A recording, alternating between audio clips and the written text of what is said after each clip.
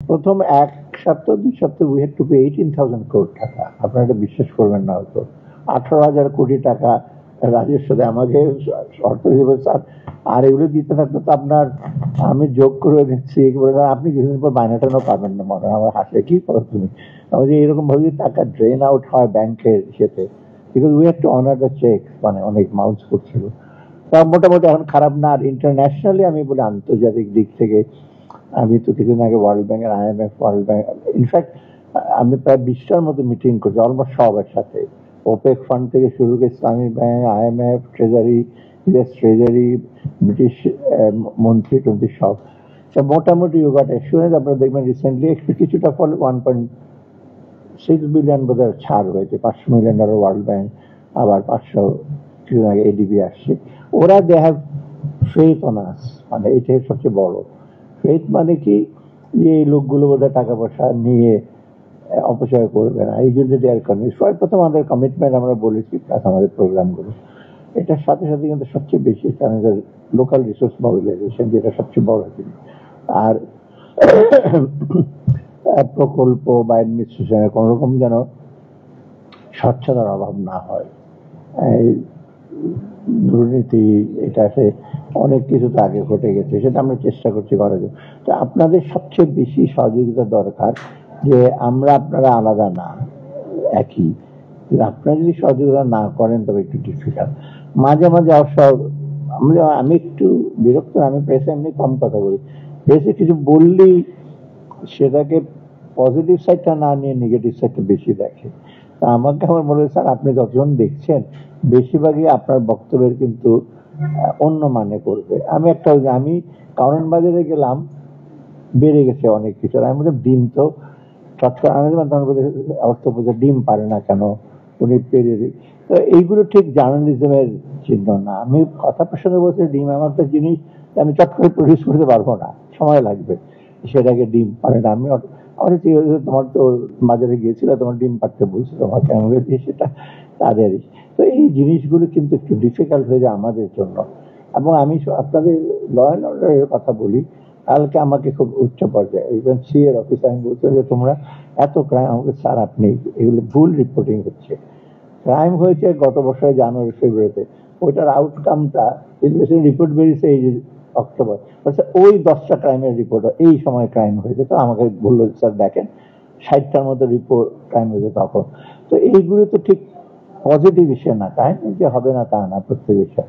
আমরা আবার চাই যে প্রেস এবং সবার ক্ষেত্রে একটু সহনশীল। বলছেন আমি ভুল হলে পয়েন্ট আউট করে, যে মূল্যস্ফীতির ব্যাপার আমি সবসময় বলি যে আমরা আমাকে প্রেস ওদিন জিজ্ঞেস করছে মূল্যস্ফীতি এত কেন, আমি বলছি আগে তো আমি ছিলাম তো, আগে মূল্যস্ফীতি 12 হলে 8 দেখা। তো আমার মনে আছে মিনিস্টার সাইফুর সাহেব আমাকে গভর্নর দেখো তো এটা কি আর কি করবো, সবুজ কাগজে লিখতে। স্যার এটা কি করবেন? আমি you are asking so many questions right now, you didn't ask any question for last 15 years. তুমি টাকা দিয়েছো, কিচ্ছু বললো, চুপচাপ এসে হজম করলো। তারপর আমি যে আমরা তো উত্তর দিচ্ছি, কিন্তু তখন তুমি প্রশ্ন না করে দিয়ে গেলে মানে $100 বিলিয়ন, মোর দেন $40 বিলিয়ন বড় বড় মেকআপ। যাই হোক, আমি এক্সকিউজ চাচ্ছি না, কেন আমি যাচ্ছি যে আপনাদের যদি সহযোগিতা হয় আমাদের শর্ট রানে আমরা কিছু কিছু চেষ্টা করছি, এটার জন্যই হয়। সবচেয়ে বড় জিনিস হলো সিস্টেমটা অনেক কাছে নষ্ট হয়ে গেছে, ইনস্টিটিউশন। এইটাকে আপনারা একটু ইসে করেন আর কি। ওই সিস্টেমের মধ্যে আমি বোধহয় চেঞ্জ করে ফেলে যাবে, কিন্তু প্রসেসটা মেনটেন করে আপনাদের কাজগুলো যদি করেন ডেফিনেটলি। যেমন এই আমি পাবনা গেছিলাম, সোশ্যাল ওয়েলফেয়ার একজন অফিসার বললো যে কি ভাতা বোধহয় কম, 750 না কত, 500 কত এখন কত পায়।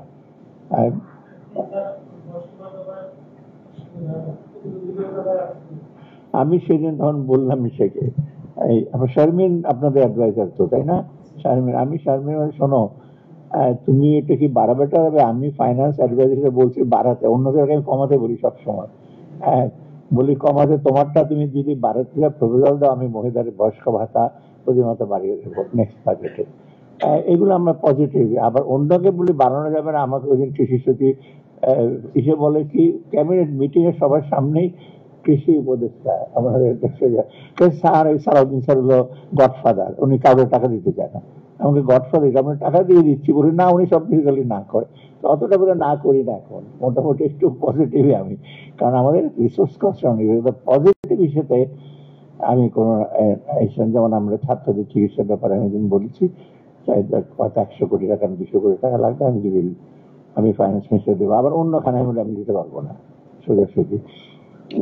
কিন্তু যেগুলো জেনুইন আপনাদের অনেকে পাবনা থেকে বিরাট একটা আমাকে ইস্যু করেছে, পাবনা মেন্টাল হসপিটালের ব্যাপারে আমি নিজে থেকে বললাম, আপনারা জানেন না পাবনা হিমায়তপুরে একটা মেন্টাল হসপিটাল, আমি ওটাতে গেছি কিন্তু অনেক আগে, অবস্থা খারাপ। আমি চিফ অ্যাডভাইজারকে বললাম জীবনে তো অবস্থা বাড়াতে হবে, তুমি যদি মনে করো বাড়াই দাও টাকা পয়সা, ফাইন।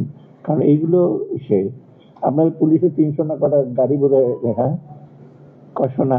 আমি সোজা ফাইন্যান্স সেক্রেটারি বললাম তুমি এটার ব্যাপারে কোনো ইস্যু করবে না, কখন স্যার 300 কোটি টাকার মতো করে লাগবে। হ্যাঁ 300 কোটি টাকা তো আমি দিয়ে দিচ্ছে তো। ফাইন্যান্স সেক্রেটারি স্যার আমি পুলিশের গাড়ি পুলিশে তো ডিউটি করবে কি করে। আমি বলে যে এইগুলি কিন্তু জেনুইন কেস।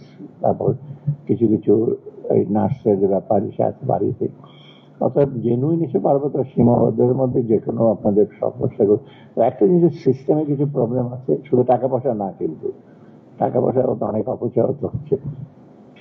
আপনারা ফ্র্যাঙ্কলি বলেন, তবে আমি বলি যে আপনাদের দাবি দেওয়া মানে অনেক কিছু অসুবিধা আছে, সেটা আসলে আমি কিছু কিছু অলরেডি ফিডব্যাক পাই, কারণ আপনাদের যারা সচিব আছে তারা প্রায় আমার সাথে কথা বলে যে এটা করতে হবে।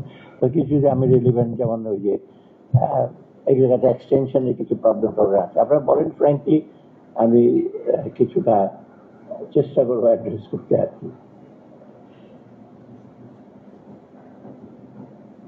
মানে খুব ফর্মাল সম্বোধন টম্বোধন লাগবে না কিন্তু, ওই অনেকে মাননীয় সভাপতি হিসেব এগুলো কিন্তু আমি খুব ইউজ না, জাস্ট আপনার রেট বলে এই অসুবিধা। যেমন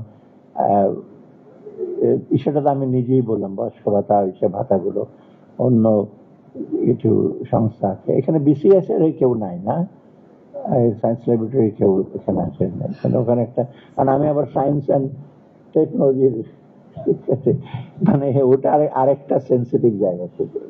রূপপুর প্রজেক্টটা তো আমি সেই গেছিলাম সেদিন, এটা নিয়ে আমরা আছি একটা ইস্যুতে আর কি। হ্যাঁ বলেন।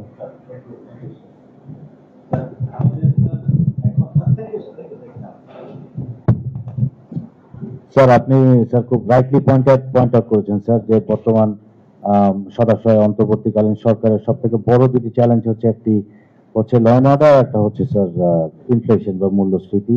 তার কারণ হচ্ছে এই সরকারের স্যার মূল কাজটাই হচ্ছে যে টু এনশিওর স্টেবিলিটি এনশিওর করার ক্ষেত্রে এই দুটো জিনিস স্যার সরকারের সব থেকে বড় চ্যালেঞ্জ।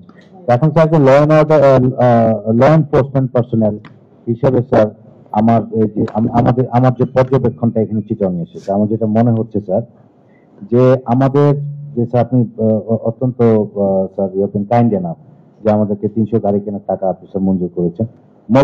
এই মোবিলিটি স্যার আমাদের খুব এনহান্স করা প্রয়োজন, অত্যন্ত বেশি প্রয়োজন। আরেকটি বিষয় হচ্ছে স্যার সায়েন্স বেসড বা টেকনোলজি বেসড পুলিশিং। এটা sir this is the need of the hour. এটা স্যার আমরা এখানে সেটা ফিল করছি মারাত্মকভাবে, বিশেষ করে স্যার ডিটেকশন, সার্ভিলেন্স এবং স্যার নানা রকমের সুইপিং টেকনোলজি যেগুলো আছে স্যার, এই তিনটা ক্ষেত্রে আমাদের স্যার টেকনোলজি বেসড পুলিশিং এর কোনো বিকল্প নাই। তার কারণ এখন পুলিশিং তো it has really become a global affair. আমাদের এখানে স্যার লোকাল কোনো কিছু একটা, এটা ইন্টারন্যাশনাল বা রিজিওনাল একটা রিপারকাশন আছে, বা আমার বর্ডার বিয়ন্ড আওয়ার বর্ডার অনেক কিছু হচ্ছে যেটা রিপারকাশন বা যেটার একটা রিপল ইফেক্ট আমার এখানে এক হোম আমরা ফিল করছি। এইসব ক্ষেত্রে কমিউনিকেশন, ডিটেকশন, সার্ভিলেন্স, বিশেষ করে এই ধরনের যে টেকনোলজি, যে বিশেষ অ্যাডভান্সমেন্ট গুলো বিভিন্ন ক্ষেত্রে হয়েছে, যে আমাদের ন্যাশনাল কিংবা ট্রান্সন্যাশনাল যে সমস্ত ক্রাইম গুলো হচ্ছে যে সিন্ডিকেট গুলোর মাধ্যমে, এখন বেশিরভাগ ক্রাইম কিন্তু এখন ইন্ডিভিজুয়ালাইজ ক্রাইমের পরিবর্তে এখন সিন্ডিকেটেড ক্রাইমে পরিণত হয়েছে, যার অনেক বড় ফাইন্যান্সিয়াল ইম্প্যাক্ট আছে। এইসব ক্ষেত্রে আমাদের এক্সপার্টিস বিল্ড আপ করা দরকার স্যার আমাদের অফিসে। তো আমাদের এই টেকনোলজি বেসড পুলিশিং এটা এনশিওর করার জন্য স্যার আমাদের বাজেট দরকার, ফাইন্যান্স দরকার।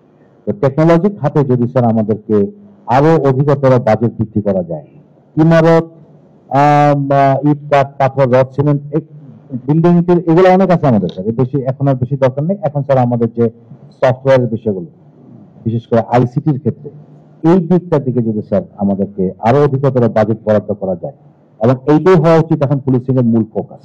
এক্ষেত্রে স্যার আপনার স্যার আমরা সদাশয় সহায়তা কামনা করছি। ধন্যবাদ স্যার। আসসালামু আলাইকুম স্যার।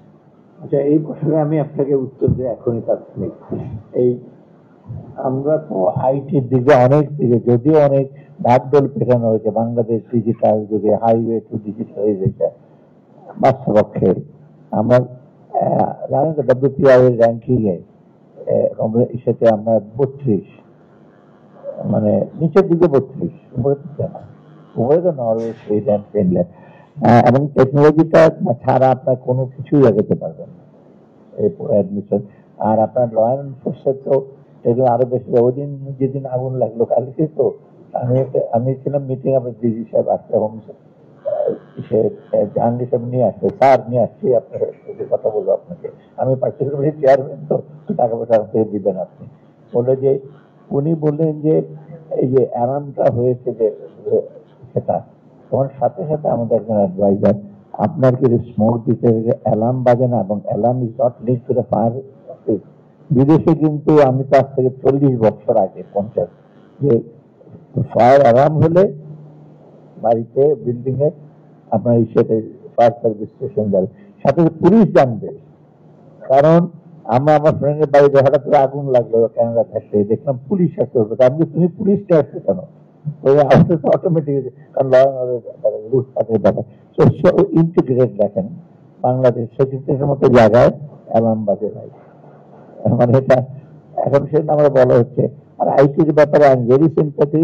আমাকে সেদিন আপনাদের অ্যাডভাইজার, আইটি অ্যাডভাইজার নাসির আমাকে কিন্তু বেশি টাকা দেবেন আইটিতে, আমি তোমাকে কত টাকা বেশি দেবো তুমি ওদেরকে না, আমি এবার এমনি ওদের খুব সফল আমার কিন্তু টাকা থেকে বাড়াই দিতে হবে আইটি। আমি বলছি না, আইটি কিন্তু আইটিতে বহু টাকা অপচয় হয়েছে, সেটা আপনারা জানেন কিনা, ভেতরে কারণ নিয়েছে আপনারা জানেন সে কোম্পানি কি করেছে। তবে এটা আই ক্যান অ্যাসিওর ইউ, এটা ওই যখন ও আমাকে নাস্তিতে বলছে উপদেষ্টা বলছে আইটি, তবে একটা জিনিস ইন্টিগ্রেট করবে, হয়তো সে চাইবে তার প্রেস রিলেটেড আইটি, কিন্তু আপনাদের এখানে আইটি কিন্তু দরকার, agriculture IT, extension agriculture IT অত্যন্ত, আপনার হোম, বিশেষ করে আইন শৃঙ্খলা টেকনোলজি ইজ ভেরি ভেরি। বিদেশে একটা পুলিশ আপনি 2 মাইল আগে মধ্যে একটা পুলিশ দেখবেন না, কারণ they are all connected with high tech. ধর আপনি কিছু করলে সাথে সাথে ধরা পড়ে। আমি আমার বড় ভাই জেনে গেছে রাত 2টার সময় পাশে লাল লাইট, আমি তুমি পারো না কেন, আরে তোর বোকা লাল লাইট, তুমি কি ধর থেকে যে আমাকে মনিটর করতে তুমি জানো, আমি কি রাত 2টার সময় তোমার জেনে গেছে আর কি। আমি ডিফারেন্ট কান্ট্রি, কোনো 1 সেকেন্ডের জন্য আমরা ল ইস্যু করতে পারবো না। This is very important, I will remember that. সে তবে তুমি একটু মনে রাখছি, আমি ফাইন্যান্স সেক্রেটারিকে বলবো বাজেট করছে।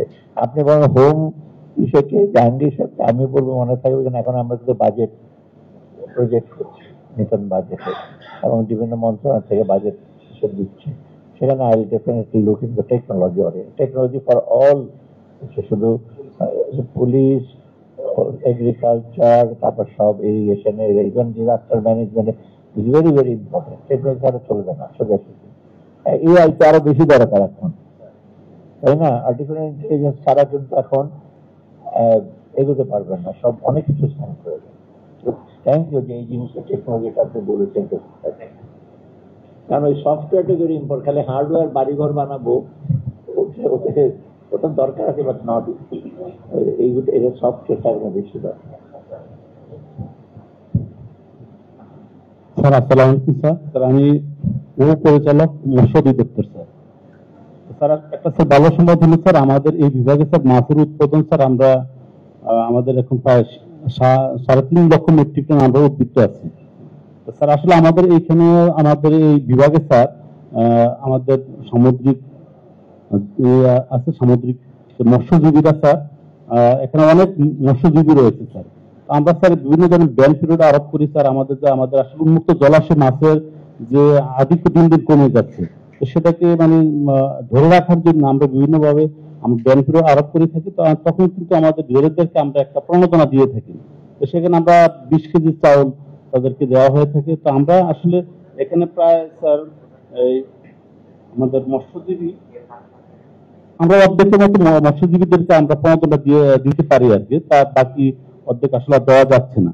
এখানে যে স্যার আর একটু স্যার মানে পণ্য বাড়ানো যায়, আসলে তারা কিন্তু এতটাই নিরীহ স্যার, তারা আসলে তখন মানে ওরা আর আইনকে মানতে চায় না। তারা বলে যে স্যার আমাদের তো না খেয়ে আছি স্যার, আমরা তো একদিন মাছ ধরতে না পারলে কিন্তু আমরা আমাদের ছেলে মেলে আমরা মানে ইয়ে থাকতে হয়। তো সেই কারণে আসলে তাদের দাবিটা স্যার যৌক্তিক স্যার, কিন্তু আমরা আসলে ওটা কোনোভাবেই আমরা এটাকে পানিতে তখন আমরা তাদেরকে ব্যান পিরিয়ডে তাদেরকে আমরা অ্যালাউ করি না। তো সেজন্য স্যার আমাদের তাদের দাবি ছিল যে এটাকে যাতে একটু বাড়ানো যায় এবং তাদেরকে সবাইকে যাতে আওতা আনা যায়। তো স্যার আপনার কাছে দাবি দিল স্যার আমাদের মৎস্যজীবীদেরকে স্যার যদি একটু প্রণোদনাটা যদি বাড়ানো যায় স্যার, তাহলে স্যার আমাদের মাছের স্যার আমরা উৎপাদন বাড়বে, আমাদের মুক্ত জলাশয়ের মাছের উৎপাদনটাও স্যার আমরা বৃদ্ধি করতে পারবো। আমাদের স্যার জানেন স্যার ইলিশ উৎপাদন স্যার আমরা ওখানে এগিয়ে আছি, এবং ইলিশ কিন্তু আমাদের আমরা বিদেশে রপ্তানি করে দেশে একটা ইয়ে রয়েছে, চাহিদা আছে। তো সেটা যদি আমরা করতে পারি, সামুদ্রিক মাছের কিন্তু ব্যাপক চাহিদা আছে, আমরা বিদেশে রপ্তানি হচ্ছে, এইগুলো যদি আমরা যদি করতে পারি তাহলে আমাদের অর্থনৈতিক আমাদের রপ্তানি আয়টা স্যার বাড়বে স্যার।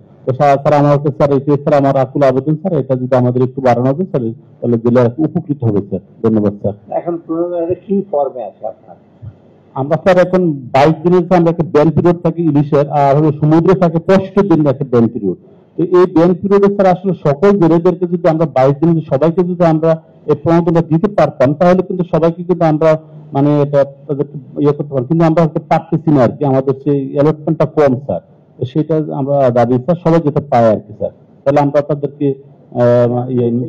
ট্রেডিশনাল ফিশারম্যানদের কথা বলছেন, নট যে বড় লোক যাদের সব মৎস্য খামার আছে না স্যার। আমরা কিন্তু স্যার তাদের কিন্তু ফিশারি আইডি কার্ড আছে স্যার, প্রত্যেকের নামে কিন্তু স্যার আমরা একটা মৎস্য জেলা আইডি কার্ড দিয়েছি।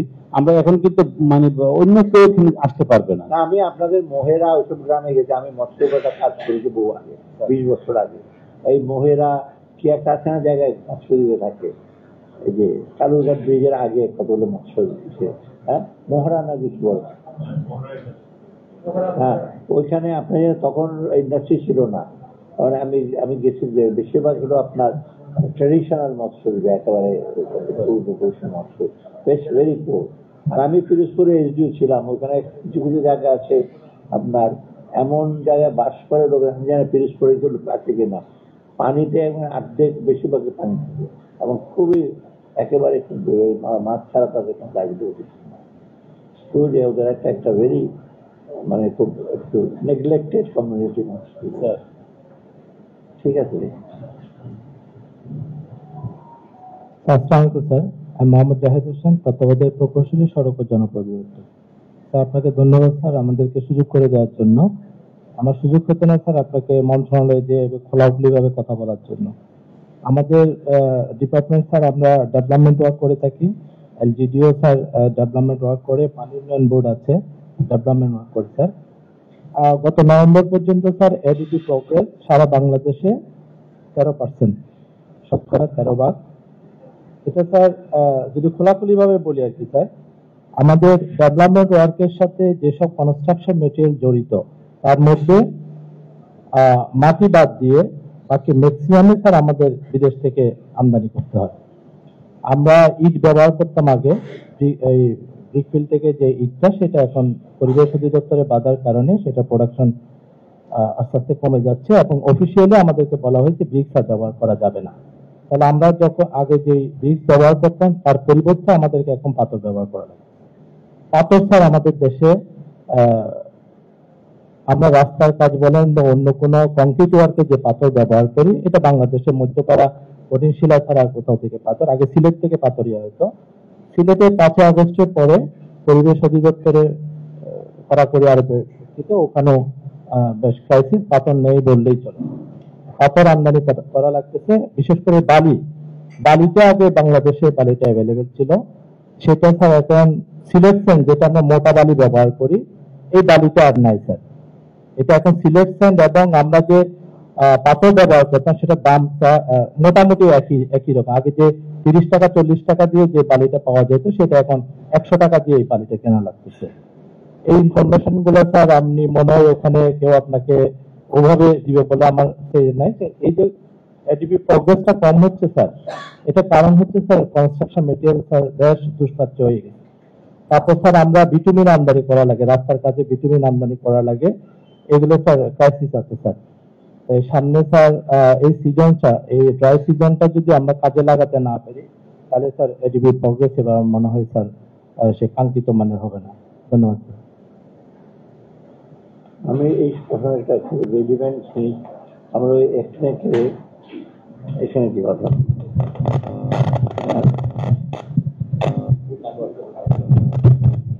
আপনার থেকে প্রজেক্টের সময় কতগুলো কথা আসছে আপনার প্রজেক্টের ব্যাপারে। আমরা একটু ক্রিটিক্যাল লুক দিচ্ছি সোকল মেগা প্রজেক্টের দিকে। মেগা প্রজেক্ট দরকার আছে, কিন্তু কতগুলো প্রজেক্ট আছে সেগুলো আমরা রিভিউ করছি। সবচেয়ে বেশি এখন এমফিসিস দেওয়া হচ্ছে এটা প্ল্যানিং মিনিস্টার বলে যে আমরা যদি ছোট প্রজেক্ট, মাঝারি প্রজেক্ট, যেটা হলো immediate implementation plus it creates local employment income generation. এটা বড় বড় ব্রিজ করবেন, টানেল করবেন, বাইরে থেকে এক্সকাভেটর আসবে, টাকা পয়সা ওরাই সব নিয়ে যাবে, কনসালটেন্ট বিরাট নিয়ে যাবে। এবং এই জন্য এই লোকাল ইস্যুর জন্য যদি আপনাদের কিছু আবার পরিবেশের ব্যাপার সেটা আছে, মোটা বালু বা ভিটি বালু অনেক সময় বড় একটু মোটা, এগুলো একটু এক্সপেন্সিভ। ওইটা আবার ইমপ্লিকেশন আছে যে ওখান থেকে আপনার যেভাবে নিয়ে আসে, বা আমাদের কিছু কিছু যারা মাটি এখানে যে মেঘনা বেসিনে কিছু বালি আছে, ওখানে আপনার অনেক সময় খুঁড়ে নদীর ভাঙনের সৃষ্টি করে। তো এইগুলো ইম্পর্টেন্ট। তবে এটা ঠিক যে আপনারা যে লোকাল এডিপি মানে প্রজেক্ট যদি না হয়, ইমপ্লিকেশন আমরা এটা কিছুটা অনুধাবন করেছি। এখন চেষ্টা করছি যে লোকাল প্রজেক্ট, লোকাল কনস্ট্রাকশন একটা সুবিধা, একটাই হলো ক্যাপিটাল ফর্মেশন, আমরা যোগাযোগ, রাস্তাঘাটের সাথে তিন লোকজন এমপ্লয়মেন্ট, এটা দুইটা দিকই আছে এমপ্লয়মেন্ট দেখে আমরা দেখবো। এগুলো আসলে স্পেসিফিক জিনিসগুলি যদি আপনার মন্ত্রণালয় থেকে যদি আপনার আসে, কারণ এখন কিন্তু 31শে জানুয়ারির মধ্যে খুব সম্ভব আপনাদের ফার্স্ট ইস্যুটা দিতে হবে। ফাইন্যান্স মিনিস্টার থেকে অলরেডি পরিপত্র গেছে, এবং আমি জানুয়ারির শেষে দিয়ে চিফ অ্যাডভাইজারের সাথে বলেছি আমরা একটা ধারণা দেবো ওনাকে কি কি কোন সেক্টরে কত দেবো। মার্চের দিকে আমরা রিভাইজ বাজেট করে ফেলবো, রিভাইজ তারপর তো ফাইনাল বাজেট মেয়ের দিকে আমরা তৈরি করে ফেলবো। সেই সময় জিনিসগুলো যেন আমরা একটু ফোকাস করতে পারি। মেগা প্রজেক্ট দরকার আছে, বড় বড় প্রজেক্ট, কিন্তু সোকল মেগা প্রজেক্ট করে অন্য কিছু সুযোগ সুবিধা নেওয়া, এটা স্কোপটা একটু বেশি। অর্থাৎ আমরা চেষ্টা করছি খুব ইম্পর্টেন্ট প্রজেক্ট যেটা দরকার হয়, এবং বাকিগুলো বেশি করে আমরা চেষ্টা করবো যে একটু ডিসেন্ট্রালাইজড হতে, মানে এক জায়গায় 2000-3000 কোটি টাকার প্রজেক্ট, আরেক জায়গায় কোনো প্রজেক্টই নাই, সেটা আমরা চেষ্টা করছি। স্যার, আমি মোহাম্মদ কামরুল পাশা ভূঁইয়া। স্যার, সমাজসেবা অধিদপ্তর আপনি মনে করেছেন, এর জন্য ধন্যবাদ। এখানে স্যার আমাদের সিটি কর্পোরেশন গুলোতে মহানগরে স্যার বিধবা ভাতা নেই। কোন মহানগরে বিধবা ভাতা না থাকায় স্যার মহানগরে যারা বসবাস করে বিধবা, ওরা এই ভাতা থেকে বঞ্চিত। উপজেলা আছে, জেলা আছে, কিন্তু মহানগরে এই ভাতাটা যদি স্যার ব্যবস্থা করা হয়, তাহলে বিধবারা অনেক উপকৃত হবে। ধন্যবাদ।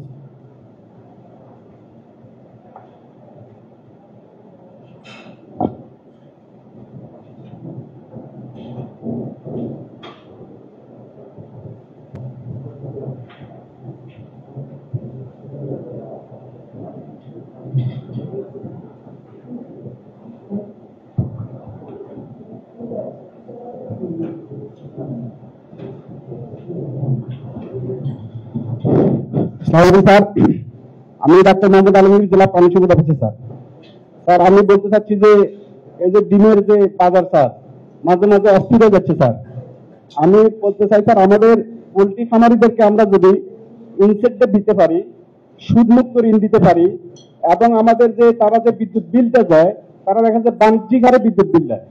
এরা যদি কৃষি হারে স্যার বাণিজ্যিক বিল দেয়, তাহলে তারা ডিমের কষ্টটা কমে আসবে, এবং আমরা বাজারে কম মূল্যে ডিমটা দিতে পারবো। স্যার আমি চাচ্ছি স্যার, দেখা যায় যে অন্যান্য সেক্টরে দেখা যায় যে আমরা অনেক সেক্টরে আমরা ভর্তুকি দিয়ে থাকি, বাট আমাদের কোনো খামারিরা এই ভর্তুকিটা পায় না।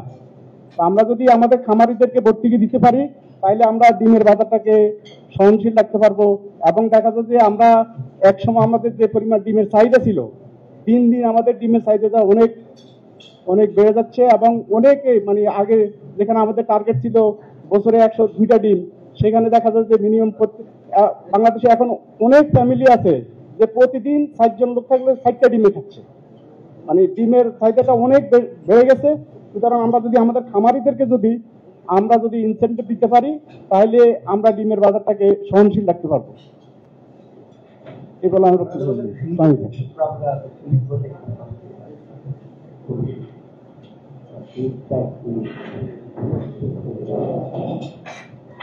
আসসালামু আলাইকুম স্যার। স্যার আমি সাব্বির ইকবাল, প্রধান নির্বাহী কর্মকর্তা, চট্টগ্রাম জেলা পরিষদ। স্যার আমি প্রথমে একটু সুখবর দিয়ে শুরু করতে চাই স্যার। চট্টগ্রাম জেলা পরিষদ স্যার মাত্র 8-10 বছর আগে স্যার শুধু একটা পরিসংখ্যান যদি বলি, যেখানে এডিপি থেকে স্যার আমরা পেতাম 15 কোটি টাকা আর নিজস্ব আয় থেকে আমরা পেতাম 7 কোটি টাকা। সেই জায়গায় স্যার আমাদের সর্বশেষ বাজেটে স্যার আমাদের নিজস্ব আয় থেকে স্যার আমাদের 90 কোটি টাকা স্যার, আর এডিপি থেকে স্যার 2.5 কোটি টাকা স্যার। আমরা অনেক কষ্ট করে এই সক্ষমতা স্যার অর্জন করেছি এবং স্যার আমরা সত্যিকার অর্থেই একটা স্থানীয় সরকার প্রতিষ্ঠান হিসেবে পরিণত হওয়ার চেষ্টা করছি স্যার। এটা স্যার আমরা করেছি, আমরা আমাদের অবৈধ দখল থেকে ভূমি উদ্ধার, সেখানে আয়বর্ধক প্রকল্প গ্রহণ এবং তার সর্বশেষ নমুনা হলো স্যার আমরা একটা অফিস কাম বাণিজ্যিক ভবন করেছি স্যার। এবং আপনি জেনে খুশি হবেন স্যার, এখানে আপনার অনেকগুলো প্রতিষ্ঠান এখানে ভাড়া নিয়েছে স্যার, রূপালী ব্যাংক, অগ্রণী bank, town bank, AIBL, BRAC bank.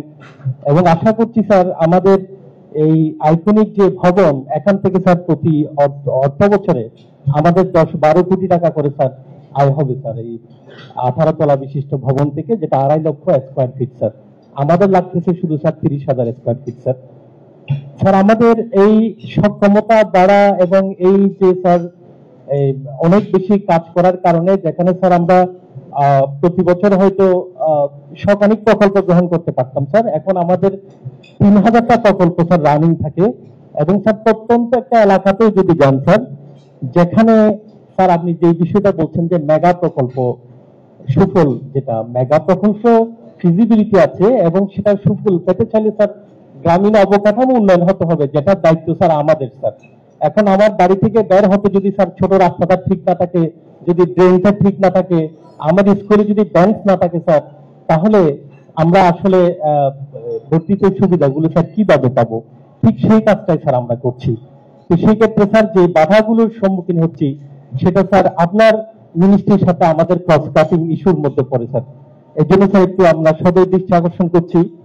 1 নম্বর যেটা স্যার, আমরা চট্টগ্রাম জেলা পরিষদ সমতলের বৃহত্তম জেলা পরিষদ, যেটা 5283 বর্গ কিলোমিটার এলাকা নিয়ে স্যার, কিন্তু স্যার আমাদের জনবল স্যার মেহেরপুরের সমান স্যার। এটা খুব দুঃখজনক স্যার।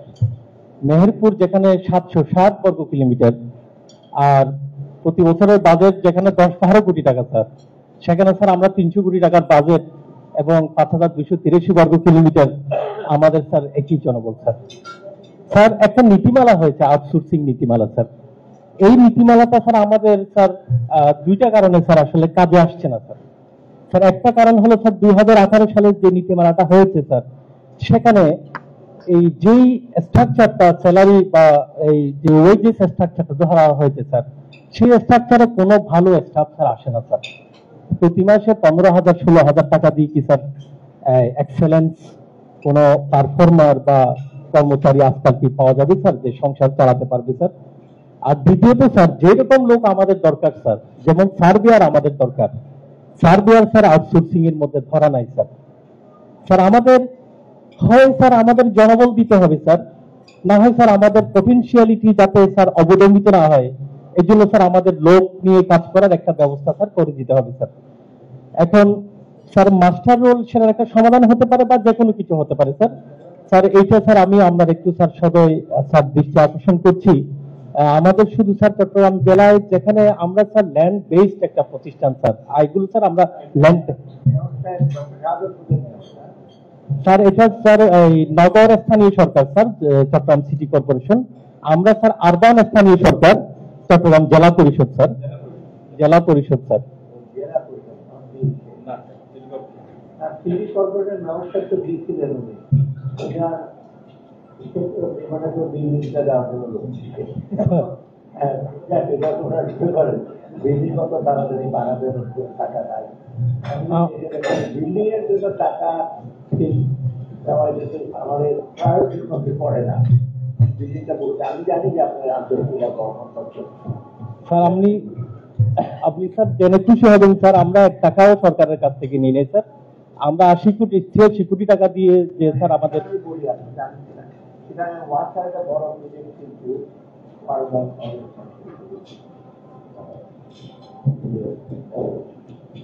পানি কয়েকদিন আগে বার্তা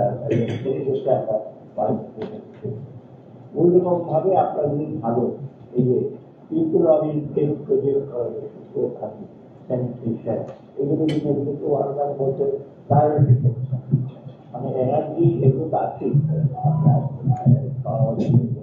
এগুলো রেল এগুলো তাহলে তোমরা এগুলো কিন্তু করতে পারা।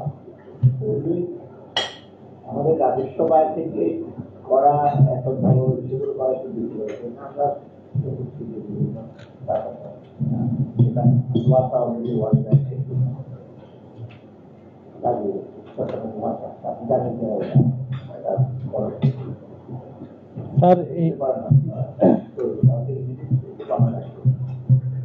স্যার এই ইস্যুতে স্যার আমাদের আসলে অনেকটা স্যার না বিশ্বাস উঠে গেছে স্যার। আমরা 1 যুগ ধরে ঘুরছি, আমরা যাতে কাজ করার সুযোগ পাই অনেকটা স্যার। আমরা এটা মানে কিভাবে এই অবস্থানে এসেছি এটা স্যার মানে এসেছি, তারপরে স্যার এটা সত্য হলো স্যার এই অবস্থানে এসেছি, কিন্তু স্যার এখন খুব হার্ডলসের মধ্যে আছি স্যার। আপনার কাছে স্যার আপনি অনেক গুরুত্বপূর্ণ স্যার, এবং শুধু স্যার মাননীয় উপদেষ্টা হওয়ার আগেও স্যার আপনি আমাদের প্রিয় এবং গুরুত্বপূর্ণ, এবং পরেও থাকবেন স্যার প্রিয় এবং গুরুত্বপূর্ণ। আপনি যতদিন আছেন স্যার আমরা কাছে আমরা চাইবো যাতে চাইবে স্যার। আজকে স্যার আমরা এই শুধু দায়িত্ব হিসেবে মিটিং এ আসি নাই স্যার, আমরা আবেগ এবং আগ্রহ নিয়ে এসেছি, কারণ আপনি আছেন স্যার। স্যার আমি এই আউটসোর্সিং এর বিষয়টা স্যার, যাতে এইরকম প্রতিষ্ঠানগুলো বিশেষ করে স্থানীয় সরকার প্রতিষ্ঠানগুলো যাতে শক্তিশালী হয়ে পটেনশিয়ালিটি নিয়ে সরকারের উপর নির্ভরশীল না হয়ে কাজ করতে পারে স্যার, এরকম একটা পথ তৈরি করার আহ্বান জানাচ্ছি স্যার। ধন্যবাদ স্যার।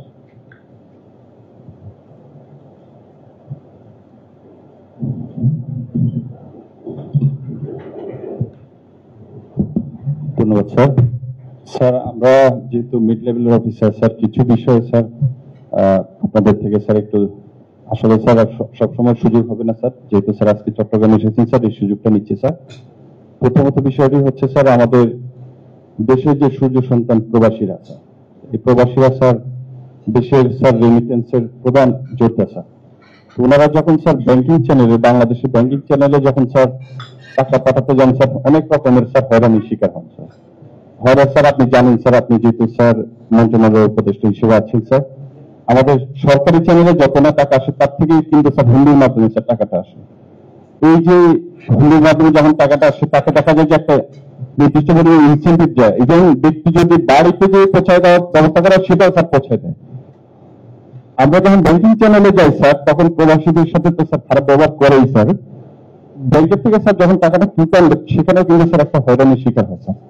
এবং আমাদের যে ইনসেন্টিভ যেটা স্যার এটাকে আর একটু বাড়িয়ে দেওয়া যায় কিনা, বা সেবাটাকে স্যার আর একটু ডোর টু ডোর করা যায় কিনা, বা ইন্টারনেটকে কাজে লাগিয়ে স্যার আর একটু করা যায় কিনা, পরে নগদ বা বিকাশের মাধ্যমে স্যার তার কাছে স্যার চলে গেল স্যার, এই ব্যবস্থাটা করা যায় কিনা স্যার, এই একটা প্রশ্ন স্যার।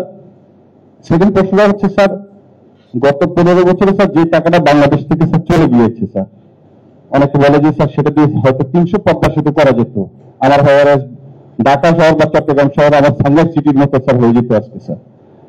এই যে টাকাটা স্যার বাংলাদেশ থেকে চলে যাচ্ছে এটা স্যার আর্থিক যারা গোয়েন্দা সংস্থা তাদের স্যার একটা শক্তিশালীকরণের প্রয়োজনীয়তা রয়েছে স্যার। এই বিষয়টার উপরে স্যার আপনারা কতটুকু গুরুত্ব দিচ্ছেন স্যার? আমরা কি এই যে টাকাটা চলে যাচ্ছে স্যার বা বাইরে টাকা পাচার হচ্ছে এটাকে স্যার আমরা কতটুকু ধরে রাখতে পারবো স্যার, বা আপনাদের পরিকল্পনা কি স্যার, এটা স্যার আমরা একটু জানতে চাচ্ছি স্যার। ধন্যবাদ স্যার। আপনি যেটা প্রশ্ন করছেন ব্যাংকের রোলটা, তো ব্যাংক একটা ইকোনমির নার্ভের মতো। এটা আপনার রক্ত চলাচল সঞ্চালন যদি ব্যাংক যদি কনস্ট্রিক্টেড হয় বা ব্যাংক যদি কাজ না করে পুরো ইকোনমি কিন্তু এটা ব্যবসা বাণিজ্য না মানুষের সার্ভিস যেতে হয়। আনফর্চুনেটলি ব্যাংকের অবস্থা এখন একটু বেটার হচ্ছে।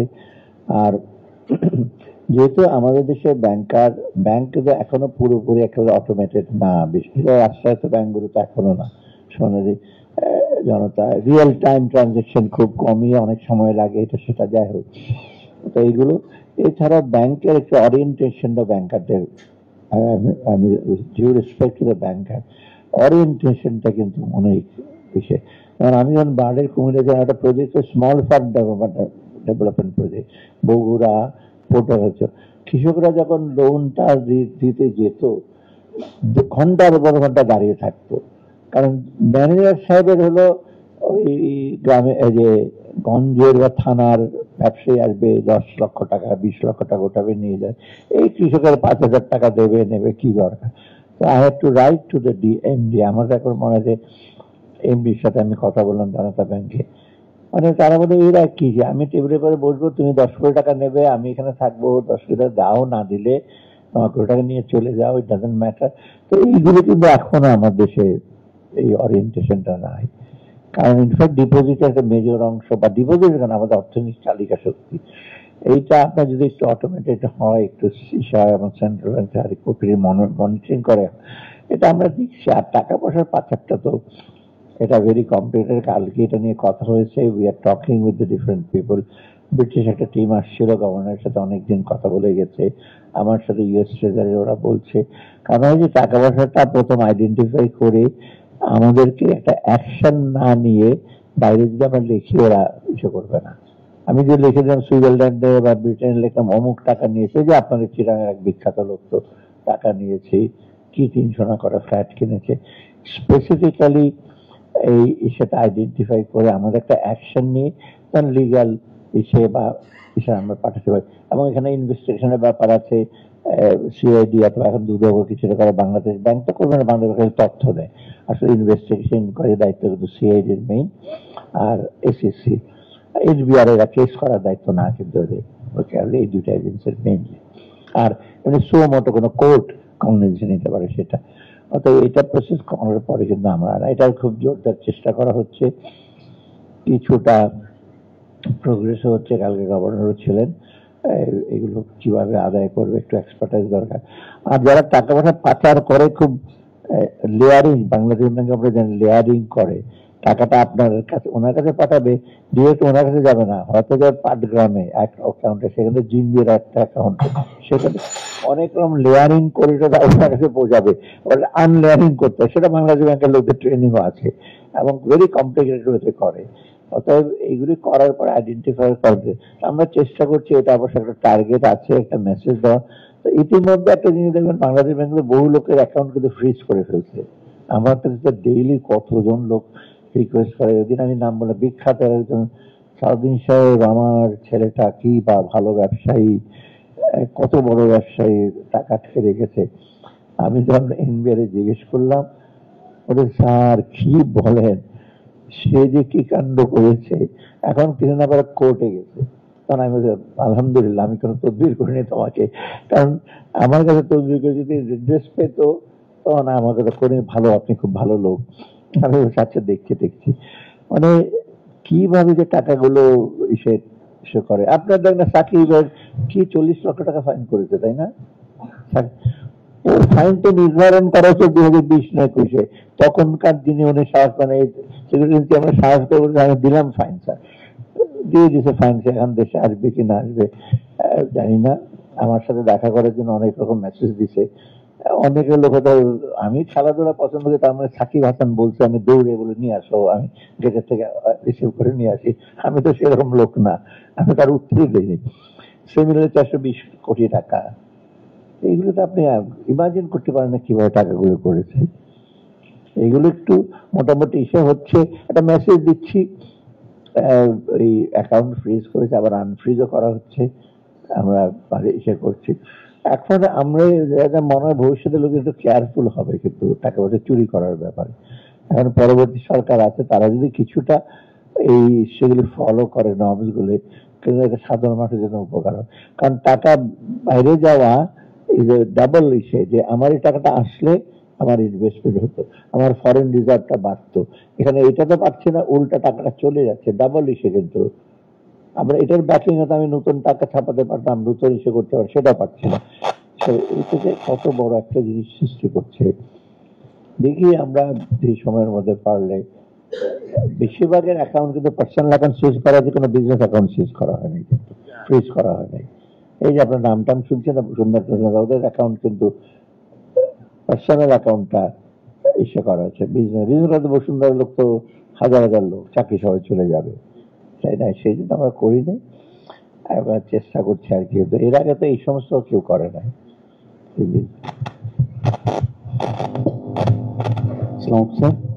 স্যার কমিশনার স্যার যেটা বলছে স্যার ওর সাথেই মিল লিখে বলতে চাই স্যার, আমরা স্যার চাচ্ছিলাম sir digitalization of case docket sir. কারণ চারদিকে যেরকম স্যার ফায়ার ইনসিডেন্ট হচ্ছে স্যার, যে কোনো অগ্নিকাণ্ড হওয়ার সাথে সাথে দেখা যায় যে স্যার রিসেন্ট আমরা অগস্টের 5 তারিখেও দেখছি বিভিন্ন থানা লুট হওয়ার সাথে সাথে স্যার সমস্ত ডকুমেন্ট মানে ক্রিমিনাল যেসব কেস ছিল স্যার সবগুলো আমাদের ডিস্ট্রয় হয়ে গেছে স্যার, এবং অনেকগুলো স্যার উদ্ধার করা সম্ভব না স্যার, বিভিন্ন রেজিস্টার কেস ডকেট। আমরা যদি স্যার কেসটাকে স্যার ডিজিটালাইজ করতে পারি ডকেটটাকে, তাহলে স্যার এখান থেকে পুরোপুরি মনিটরিং করা সম্ভব এবং স্যার প্রিজার্ভ করা সম্ভব এবং সারা জীবনের জন্য রাখা সম্ভব স্যার। আর আরেকটা জিনিস হচ্ছে স্যার আমরা চাচ্ছি যে থানাকে স্যার অটোমেশন করা, যেখানে স্যার সেবা প্রার্থীরা এসে কি ধরনের সেবা পাচ্ছে আমরা দিতে পারতেছি না সেটাও মনিটর করা সম্ভব, এবং সরকারের অন্যান্য লোক করতে পারবে, পুলিশের লোকও করতে পারবো স্যার। আর উনি যেটা বললো স্যার, আমি নিজেও স্যার ফাইন্যান্সিয়াল ক্রাইমে স্যার 10 বছরের মতো কাজ করেছি স্যার। তো সিআইডি স্যার 29টা ক্রাইমের মধ্যে 24টা সিআইডি 26টা করে স্যার, এসিসি করে একটা, আর অন্যান্য এজেন্সি স্যার টোটাল 7টা এজেন্সি আমাদের বাংলাদেশে স্যার অ্যাজ পার মাইনার। যদি স্যার আমরা পুলিশের জন্য একটি sir independent financial crime unit করতে পারি স্যার, আমি নিজেও সিআইডিতে স্যার 10 ইয়ার্স কাজ করছি স্যার। তো সবগুলো ক্রাইমের সিআইডি যেহেতু স্যার ট্র্যাডিশনালি অন্যান্য ক্রিমিনাল কেসগুলো করে রাষ্ট্রের গুরুত্বপূর্ণ মামলাগুলো স্যার, তখন দেখা যায় স্যার পর্যাপ্ত জনবল না থাকার কারণে অনেকগুলো কেস আমরা হাত দিতে পারি নাই স্যার অন্য দেশের মতো, কিন্তু সরকার আমাদেরকে পর্যাপ্ত ক্ষমতা দিয়ে রাখছে এই আইনে যে সিআইডি করবে স্যার। তো আপনি যেহেতু স্যার অর্থের বিষয়টা দেখেন, সাথে সাথে স্যার বিজ্ঞান ও প্রযুক্তি মন্ত্রণালয় যদি স্যার এই 3টা বিষয় মানে separate financial crime unit Bangladesh পুলিশের জন্য, আর স্যার আমাদের এই যে digitalization of case docket and sir আমাদের থানা অটোমেশন স্যার। তো থ্যাংক ইউ স্যার।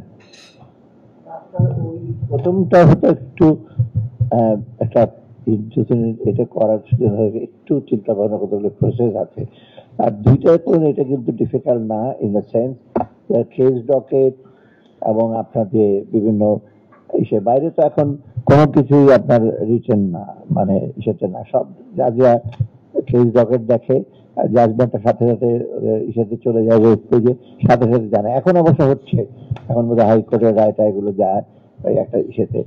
তবে এটা ইম্পর্টেন্ট না হলে কিন্তু এই যে আমরা সেক্রেটারি এটা দেখলাম ফাইল বিল, আমি জানি না এই যে টুইন টাওয়ার একটা ইস্যু ছিল, কিন্তু অ্যাক্সিডেন্ট হওয়ার পরে কিন্তু কোনো রেকর্ড লস হয় নাই, কারণ এভরিথিং ডিজাস্টার রিকভারি ইউনিটে ছিল। আর সব আমি একটু ওয়ারিড, কালকে আপনি যখন লাগলো সকালবেলা আমাকে ক্যাবিনেট সেক্রেটারি মাঝপথে সেগুলো, স্যার আপনি কোথায়? অফিসে হেঁটে যেতে হবে। আমি অফিসে হেঁটে যাবো না, রেলওয়ে ভবনে যাবো, ওই ফজলুল কবিরের বলে স্যার আপনি আমার অফিসে আসেন, ওটা কাছে যাবো। আমি আরও গেলাম পরে, সাথে সাথে আমি ফাইন্যান্স সেক্রেটারিকে বললাম তুমি ইমিডিয়েটলি বাংলাদেশ ব্যাংকের গভর্নরকে বলো, কারণ আমার মাথায় আপনি দেখেন চিফ অ্যাডভাইজার কিন্তু বেরিয়ালা সকালবেলায় আমাকে একটা মেসেজ করে please be out of Bangladesh bank database and other. ওনার মাথার সাথে সাথে ওটা গেছে যে ওটা হলো তো ব্যাংকিং সেক্টরের সব আমার যত রেকর্ড আছে যত কিছু। আমি ইমিডিয়েটলি গভর্নরে, আমি না গভর্নরের পাশে ডেপুটি গভর্নর কাছে শিখবো, দেন ফাইন্যান্স সেক্রেটারি আমরা আপনার জেনারেল ফরিদের সাথে কথা বলতে ডিবিএনএসআই, আমি তুমি সেই সব বলো। তখন ও বলে স্যার বলছে একটু আপনি দেখেন এনএসআই ইমিডিয়েটলি যে ইট ইজ আওয়ার প্রেফারেন্স। তখন উনি বলছেন আমরা ভাবি না যে সেক্রেটারিয়েট করবে, ওরা তো ইন্টেলিজেন্ট বলে আমাদের কিন্তু দৃষ্টি ছিল, হঠাৎ করে ওরা সেক্রেটারির দিকে কিছু করেছে, এটা আমাদের হয়তো ভাবনার বাইরে।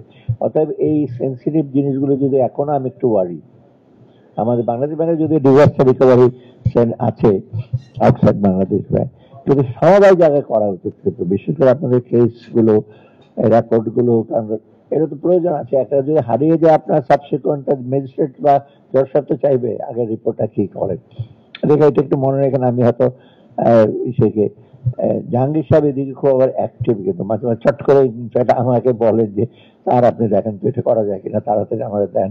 বিশেষ করে উনি কৃষি মন্ত্রণালয় তো খুব অ্যাক্টিভ, সারের কিছু হইলেই উনি সাথে সাথে স্যার আমাকে 300 কোটি টাকা দিতে হবে এক্ষুনি, আমি সার আনবো।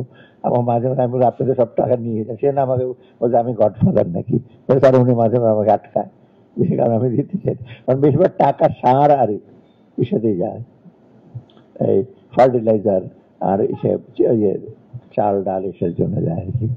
তবে আমি এগ্রি করি যে ওই আইটিটা ডিজিটালাইজেশন ভেরি ভেরি, এটা ছাড়া আমরা এগোতে পারবোই না সোজাসুজি। কোনো ব্যবসায়ীরা কিন্তু দে আর ক্যাচিং আপ। আনফর্চুনেটলি সরকারি সংস্থাগুলো কিন্তু আমরা ঠিক এতটা এসে না, সরকারি সংস্থাগুলি স্লো। এটা হয়তো আপনার ফান্ড নাই, অথবা সরকারি কর্মচারী বোধহয় অনীহায়, আরে কি কম্পিউটারে যাবো, এই কোন আস্তে আস্তে লিখি। এখন তো নথি হয়েছে, এখন তো কোনো ঝামেলা হওয়ার কথা না, তাই না? সেখানে আমি বাড়ির নথির তথ্যগুলো যদি প্রিজার্ভ না থাকে কি হলে আর খুঁজে পাবেন। এখন তো খালি একটা নথির মধ্যে আছে সব, কিন্তু এটা ব্যাক বাই কম্পিউটার তো, তাই না? আবার এই যে ইভেন এই যে কাস্টমার সার্ভে পোর্টের এগুলো যদি ডিজিটালাইজ না হয় তো আপনার এই port cannot be good port, যেটা ওনারা বলেন সিঙ্গাপুর, আমি বলেন রটারডাম অ্যান্ড আদার, ওগুলো তো হাইলি এসে ডিজিটাইজ, আপনি কল্পনা করতে পারবেন না কত with a second you can find anything. আর আমরা অবশ্য চেষ্টা করছি, জানি না ব্যাংকের লোকজন NSW-টা চেষ্টা করছে, ন্যাশনাল সিঙ্গেল উইন্ডো। ওই যে আজকে যেটা এটা ন্যাশনাল সিঙ্গেল উইন্ডো মানে ওয়ার্ল্ড ব্যাংক আমাদেরকে টাকা দিচ্ছে বেশ মোটামুটি বেশ ভালো একটা অঙ্কে।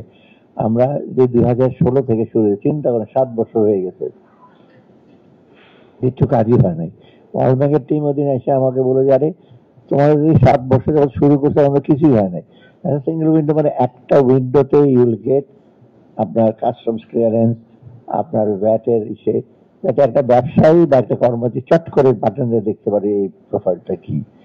NSW বলা হয় ওটাকে। এটা পৃথিবীর বেশিরভাগ দেশে, ইভেন ইন্ডিয়া তো ওরা চালু করেছে। এখন আপনি জানতে হলে বাংলা বিমানের টেলিফোন কত নিয়েছে, CIB-তে দেখবেন, আবার কাস্টমসে যাবে, 10 জায়গাটাও পাবেন ওরা থেকে। অর্থাৎ ওগুলি করলে কিন্তু তার things will be very strong ইসে হবে আর কি।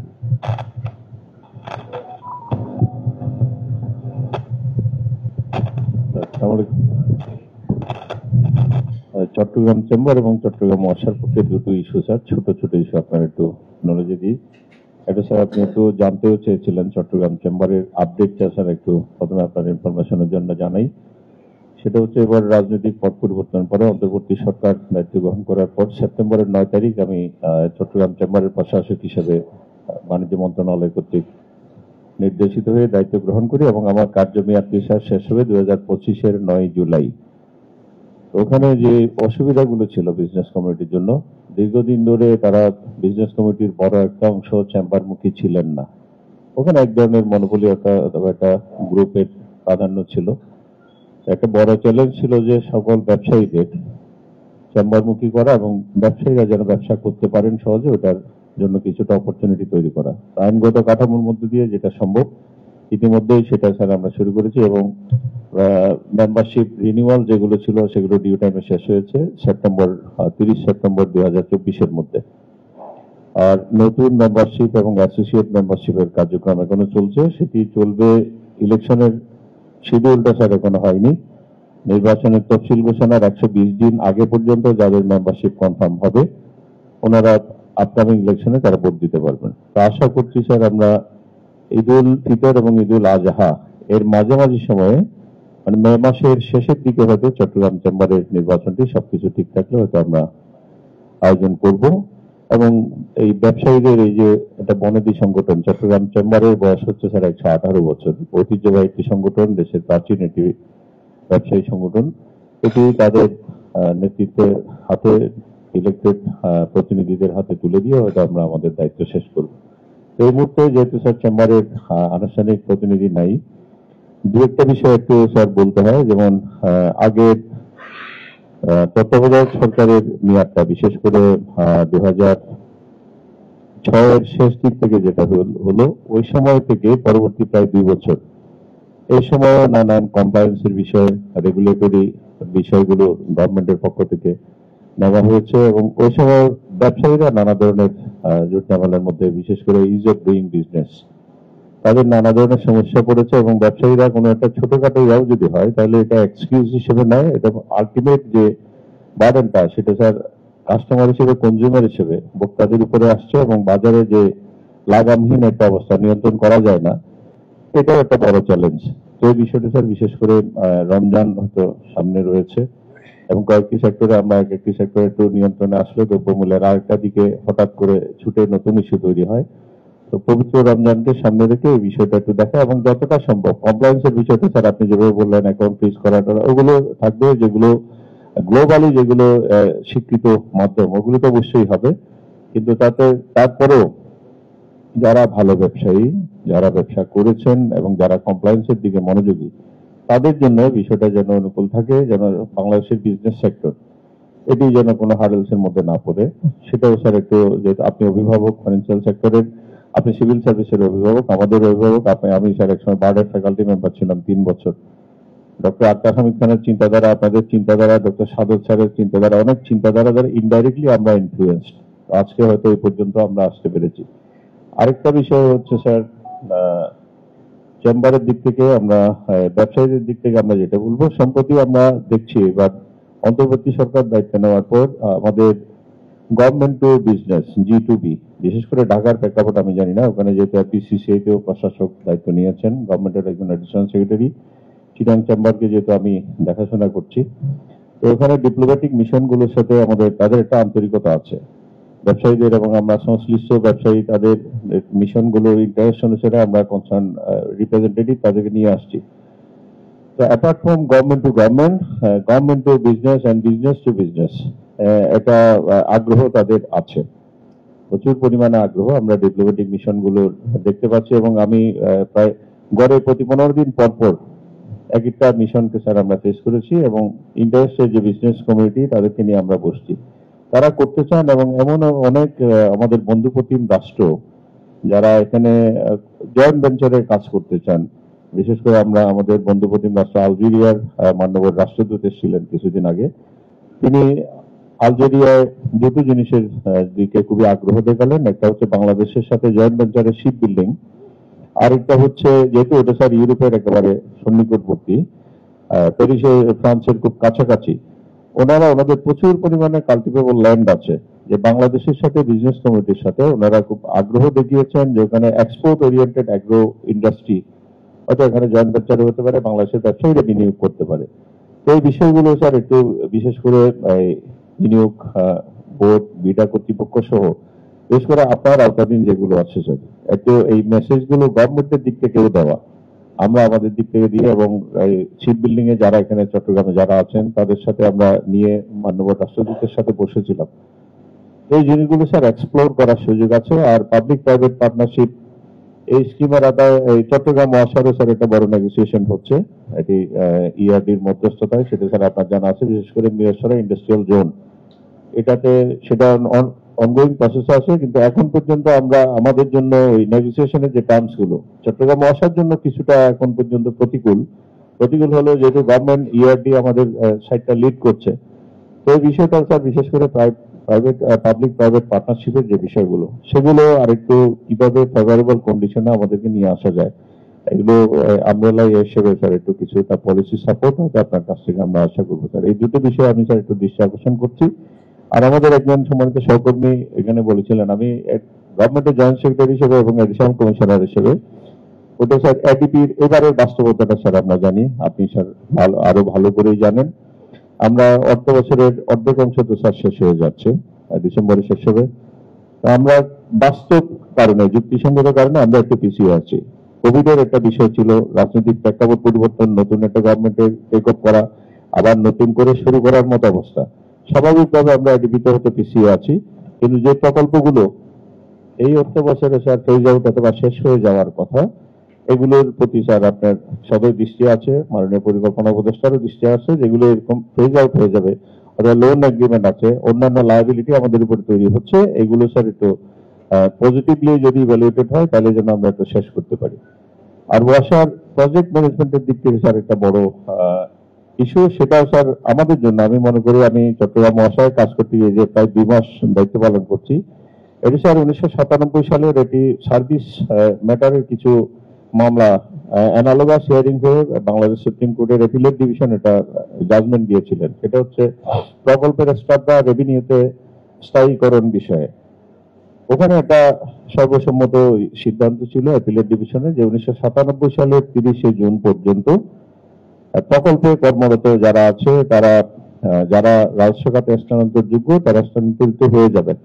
বা 30শে জুন 97 এর পর থেকে যদি প্রকল্প খাত থেকে রাজস্ব খাতে আসতে হয়, আইদার গভর্নমেন্টের কোনো পলিসি লাগবে অথবা ডিপিপিতে প্রভিশন রাখতে হবে যে এই প্রকল্পটি শেষ হলে এই প্রকল্পের প্রজেক্ট পার্সোনালদের কারা কারা পার্মানেন্টলি আসবেন।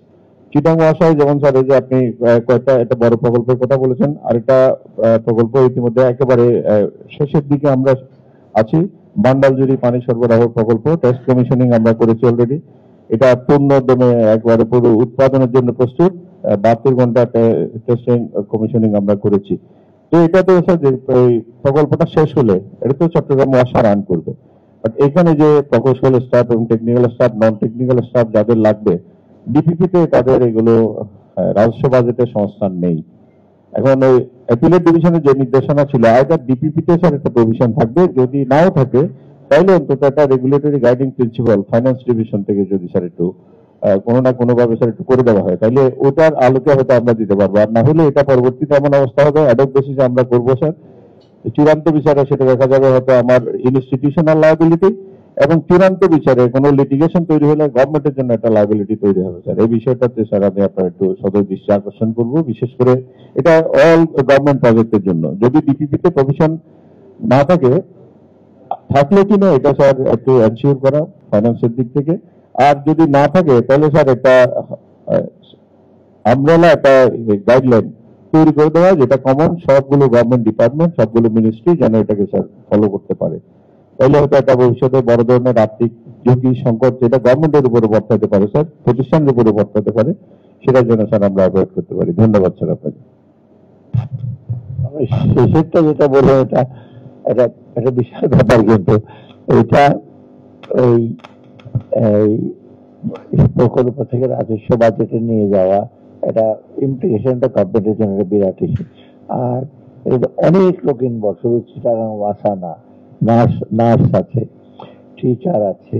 আমরা তো ঢাকায় বসে অলমোস্ট ডেইলি দেখি নার্সারা কতদিন তো ফ্রি ছিল, তারপর আনসাররা আপনারা জানেন আসছিল তাই না, তাদের একটা ইস্যু যারা একদম অ্যাডহক বা যারা আর্মড আনসার না তারা এসে যাদেরকে ভলেন্টিয়ার করা ওরা চেয়েছে। যাও এইটা একটু আর হাইকোর্ট একটা জাজমেন্ট ছিল যে করতে পারবে না। এখন ভবিষ্যতের ব্যাপারে হয়তো ওটা চিন্তা ভাবনা করে পুরোনো করে করা বোধহয় একটু ডিফিকাল্ট হবে। পুরোনো ভবিষ্যতে যেতে পারেন ডিপিপি, তারপর অর্থায়ন সংস্থা করলে যে ওরা যদি রাজি হয় তখন তো ডিপিপি সে করলে আলটিমেটলি একটা প্রজেক্ট কস্টের মধ্যে রইলো যে ইমপ্লিকেশন যে রেভিনিউ বাজেটে কত লাগবে, তখন হয়তো ওই পোর্শনটা গভর্নমেন্টও ক্যালকুলেট করে যে গভর্নমেন্টের কন্ট্রিবিউশন ভবিষ্যতে আর কি কন্ট্রিবিউশন হবে। দুইটা, একটা তো প্রেজেন্ট প্রজেক্টের জন্য আরেকটা। আর আপনি G2B B2B বলেন, এটা কিন্তু এখন সবচেয়ে বেশি আমি বিশেষ করে বিভিন্ন জায়গায় এটা ইচ্ছে করি যে ব্যবসায়ীদের জন্য এসে, যেমন রিসেন্টলি আপনার মিগা যেটা private sector guarantee they have agreed $1 billion guarantee দেবে, এটা বিরাট অঙ্ক। কিন্তু এদের মেইন হলো প্রাইভেট সেক্টর, কারণ আইএফসি প্রাইভেট সেক্টর ছাড়া করবে না। আর এইখানে কিন্তু একটু ইস্যু আছে যে ওরা বলছে, ওয়ার্ল্ড ব্যাংক বলছে, মিগা তো ওয়ার্ল্ড ব্যাংক গ্রুপ, ওরা যে আমরা বিদেশে ব্যাংক ছাড়া অন্যদের গ্যারেন্টি দেবো না, সেটি তো আমার একটা ঝামেলা হচ্ছে। ওরা সিটি ব্যাংক এনে, Standard Chartered bank, HSBC, bank of Ceylon এটা চায়। আমরা যখন বলি জনতা সোনালী তখন ওরা আটকে ওঠে, আরে না না জনতা সোনালী না। একমাত্র টু বি ভেরি ফ্র্যাঙ্ক, ইসলামী ব্যাংকের ব্যাপারে ওটা একটা পজিটিভ ইস্যু ছিল এতদিন। ইসলামী ব্যাংক একদিন আমরা কিন্তু এখন they are also showing some kind of a positive attitude, কারণ ইসলামী ব্যাংক আস্তে আস্তে ফিরে আসছে কিছুটা। ওরা বলছে এইটা আমরা গ্যারান্টি দেবো, অথবা এটা না হলে ডিফিকাল্ট। মানে তবে আমরা রাজি হচ্ছি যে ঠিক আছে এইচএসবিসি দেখ প্রাইভেট সেক্টর।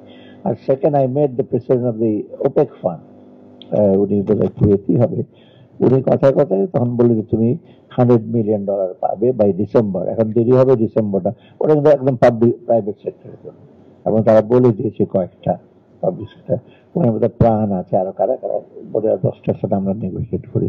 অর্থাৎ প্রাইভেট সেক্টরের জন্য কিন্তু আমরা আস্তে আস্তে প্রাইভেট সেক্টরে এসে করছি।